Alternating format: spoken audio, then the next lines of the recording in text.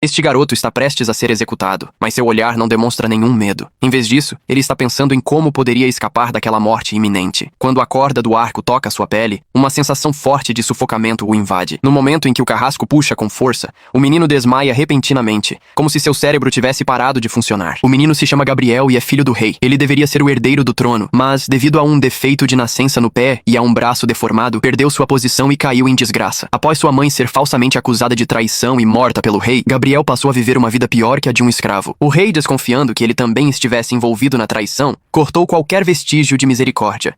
Quando o rei entregou o arco e a flecha ao carrasco, Gabriel não imaginava que seu pai realmente iria matá-lo.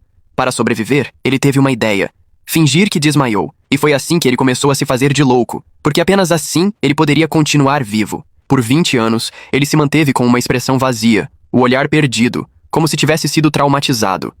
Nunca dizia uma palavra, o que fez os soldados do rei zombarem dele e até roubarem a sua espada de madeira.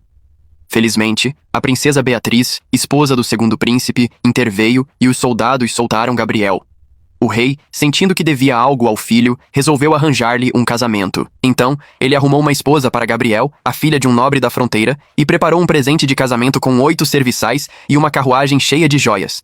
Porém, quando a carruagem com o presente chegou a um vale, uma mulher chamada Clara observou a cena com interesse. Clara era conhecida como a garra do lobo de 2 cabeças, e logo ela pegou uma mão cheia de terra, murmurando palavras como se estivesse fazendo uma oração. A carruagem estava se aproximando, e Clara, com um olhar de fúria, tirou a lâmina e correu em direção aos soldados, matando-os um por um. Quando os últimos soldados caíram, ela libertou todas as servas, dando-lhes um baú de joias e dizendo-lhes que agora estavam livres. As servas ficaram extasiadas ao perceberem que também havia ouro e tecidos de seda nos baús. Porém, o que parecia uma vitória repentina virou tensão para Clara.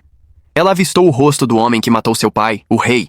Ela sabia que a vingança ainda não havia sido completa. Quando o rei descobriu que havia sido roubado e que seus soldados foram mortos, sua raiva foi imensa. Ele imediatamente enviou seu terceiro filho, o príncipe Augusto, para perseguir Clara e seus aliados. Enquanto isso, Clara e seus companheiros se esconderam às margens de um rio, esperando o momento certo para atacar. Foi quando Gabriel, que também estava ali, apareceu, e Clara sorriu ao vê-lo.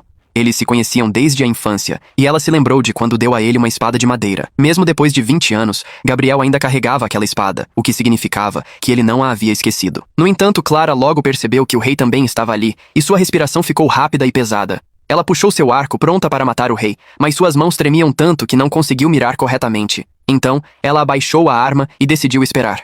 À noite, ela tomou uma decisão ousada: se infiltrar no acampamento e espalhar um líquido inflamável ao redor da tenda do rei. Quando o fogo se espalhou, Clara, com um arco em mãos, mirou no rei. Com um som abafado, as flechas atingiram seu alvo. Os soldados, apavorados, cercaram o rei. Mas Gabriel viu Clara, e com um gesto, tentou se comunicar com ela. Mas antes que pudesse, uma flecha atingiu Clara no braço.